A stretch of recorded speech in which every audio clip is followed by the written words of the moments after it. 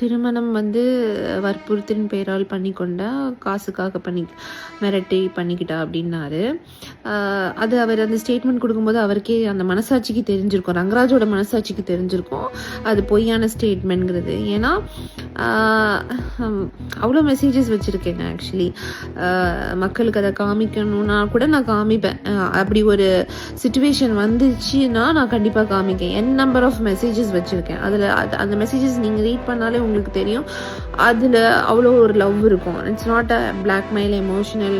இது எமோஷனல் தான் இருக்குமே தவிர பிளாக்மெயிலாக இருக்காது. அப்படி வந்து ஏன் பாட்டை விட்டுருங்க, அவர் சைட்ல இருந்து அவ்வளோ மெசேஜஸ் வரும். லவ் யூ பொண்டாட்டி, மிஸ் யூ, அது இது. நான் எத்தனை வீடியோஸ் அனுப்புவார் தெரியுமா, டே டு டே.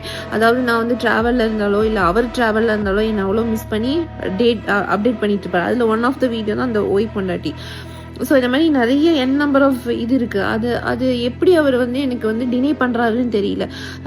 ஒரு சின்ன குழந்தைக்கிட்ட அந்த வீடியோ காமிச்சா கூட அந்த குழந்தை அந்த வீடியோ அப்சர்வ் பண்ணிட்டு அந்த வீடியோவில் இருக்கிற அங்கிள் வந்து ஹாப்பியாக தானே இருக்காங்க அப்படின்னு சொல்லுவாங்க. யாருமே பிளாக்மெயில் பண்ணி இது பண்ண மாட்டாங்க. இன்ஃபேக்ட் நான் பிளாக்மெயில் பண்ணியிருந்தா மிஸ்டர் ரங்கராஜ் என்ன பண்ணியிருக்கணும், போலீஸ் கிட்ட போய் கம்ப்ளைண்ட் பண்ணிருக்கோம். He has lots of influence.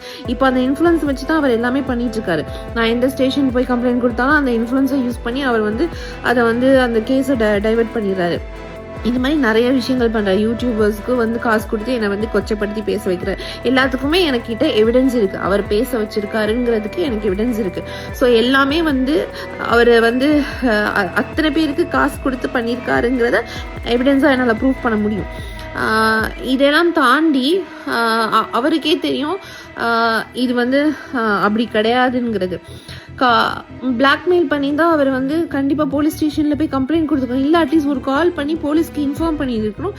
இல்லை ஆன்லைனில் போலீஸ் ரெஜிஸ்ட்ரேஷன் பண்ணியிருக்கணும், கம்ப்ளைண்ட் ரெஜிஸ்ட்ரேஷன் பண்ணியிருக்கணும். எதுவுமே பண்ணி 2 வருஷம் ஒரு பொண்ணோட பிளாக்மெயில் பண்ணி எப்படி ஒரு பொண்ணோட நீ குடும்பம் நடத்த முடியும், எனக்கு புரியல.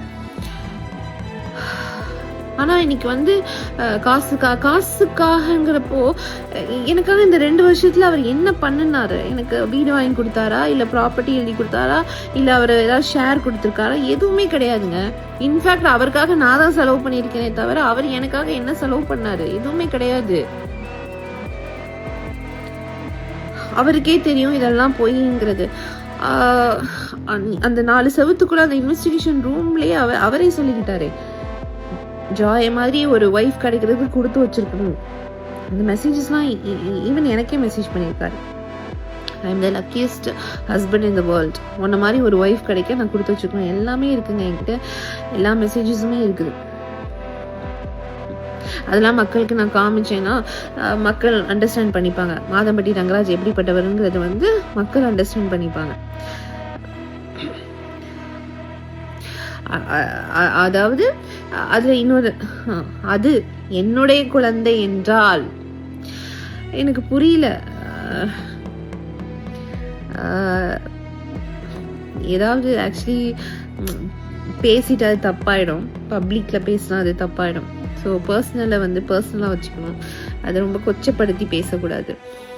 அதெல்லாம் கேட்கணும்னு வருது, பட் இல்லை.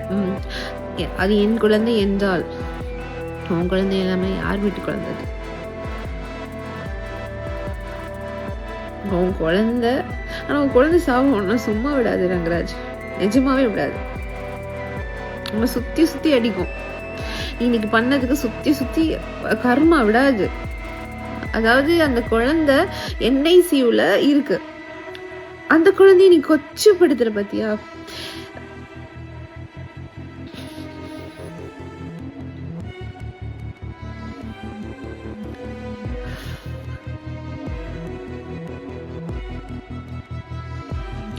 NICUல இருக்கிற அம்மாக்களுக்கு மட்டும்தான் அந்த வலியின் வேதனை தெரியும்.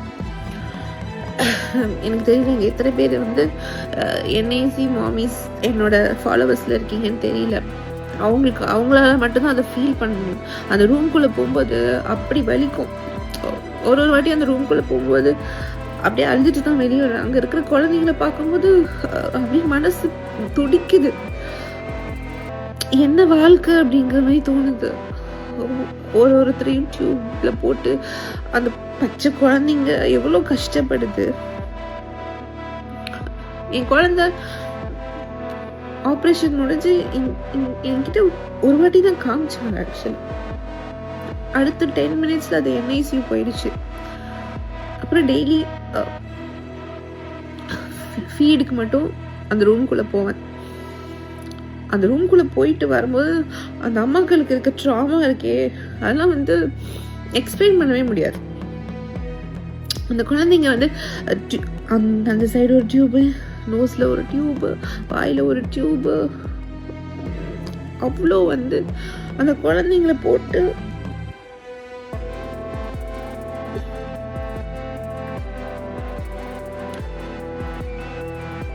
அந்த ரூம்குள்ள போயிட்டு மட்டும் வாங்க, வாழ்க்கை என்னன்னு உங்களுக்குலாம் புரியும். என் குழந்தைன்னு இல்லை, அந்த ரூம்ல இருக்க எந்த குழந்தையும் என்னால பார்க்க ஃபேஸ் பண்றதுக்கு முடியல. ஒரு வாட்டியும் போயிட்டு வரும்போது அவ்வளோ நான் கோத்ரூ பண்றேன். அந்த நிலைமையில நீ இன்னைக்கு உன் குழந்தைய வந்து அப்படி இருக்க ஒரு குழந்தைய நீ கொச்சப்படுத்துற. அப்போ அந்த குழந்தையோட சாபம், கண்ணீர், வேதனை எல்லாம் ஒன்று சும்மா விடுமா ரங்கராஜ்? விடாது. கண்டிப்பா பதில் சொல்லிதான் ஆகணும்.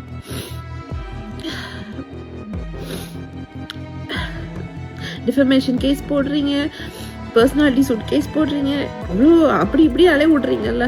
ப்ரெக்னன்சிலேருந்து அலை விடுறீங்க. அதாவது லாஸ்ட் ஸ்டேஜ் ஆஃப் ப்ரெக்னன்சி. இன்னைக்கு நான் வந்து ப்ரீ-டேர்ம்ல பேபி வந்ததுக்கு காரணம் மிஸ்டர் ரங்கராஜ் தான். ஏன்னா என்னை அலைய விட்டு ஸ்ட்ரெஸ் பண்ணி, இப்போ கூட 4 days தான் ஆகுது டெலிவரி ஆகி, அது கூட என்னால் நடக்க முடியல, வாக் பண்ண முடியல. அது ஒரு மாதிரி C-section மாமிஸ்க்கு மட்டும்தான் தெரியும் அந்த பெயின், அண்ட் NICU மாமிஸ்க்கு மட்டும்தான் தெரியும் நம்ம என்ன கோத்ரூ பண்ணுவோம். அதெல்லாம் தாண்டி இன்னைக்கு உன் குழந்தைய கொச்சப்படுத்தி ஒரு ஸ்டேட்மெண்ட் விடுறேன். உனக்குலாம் மனசாட்சின்னு ஒன்று இல்லவே இல்லைல்ல. நீங்களாம் வெளியே ஈவெண்ட்டுக்கு சிரிச்சுட்டு ஜாலியாக போகிற ஒன்றுலாம் பார்த்து யாரும் கேள்வி கேட்கலையா? எனக்கு புரியவே இல்லை. ஈவெண்ட்டுக்கு போகிற, அங்கே போகிற, ஆனால் கண்டிப்பாக வந்து இந்த சாபம் சும்மா விடாது. எல்லா கேஸும் போடுறீங்க. ப்ளீஸ் டிஎன்ஏக்கும் வந்து ஒரு கோர்ட் ஆர்டர் வாங்கிட்டு வந்து டிஎன்ஏ டெஸ்ட் எடுங்க. அண்ட் 2 டெஸ்ட் எடுத்துடலாம். ஏன்னா வந்து நீங்கள் வந்து இன்சைடு இந்தியாவுக்குள்ளே வந்து நீங்கள் என்ன வேணாலும் இன்ஃப்ளூயன்ஸ் பண்ணிடுவீங்க. நீங்கள் வந்து நாளைக்கு டிஎன்ஏ கூட மாற்றி எழுதிடுவீங்க. ஸோ அதுக்கான எல்லா பாசிபிலிட்டிஸும் நீங்கள் பண்ணிடுவீங்க. இருக்குது, பண்ணலாம். ஸோ அப்ராட்லேயும் ஒன்று எடுத்து வச்சுடுங்க, பெஸ்ட்டு. ஸோ அப்ராடில் போய் யாரை இன்ஃப்ளூயன்ஸ் பண்ணுவீங்க? பண்ண முடியாது. அவங்களெல்லாம் நம்ம வந்து ஒன்றுமே பண்ண முடியாது. இங்கே இருக்கிறவங்க தமிழ்நாடு காசு கொடுத்தா என்ன வேணாலும் வாங்கிடலாம். ஸோ நான் ரெடியாக இருக்கிறேன். மிஸ்டர் ரங்கராஜ், தைரியமான ஆம்பளையாக இருந்தால் வாங்க. ஏய் நாட்டி, நீ எவ்வளோ அழகுன்னு தெரியுமா? அவ்வளோ அழகு, அவ்வளோ.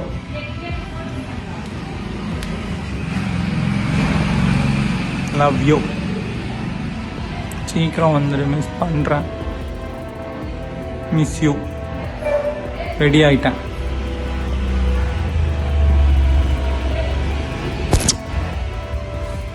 Love you.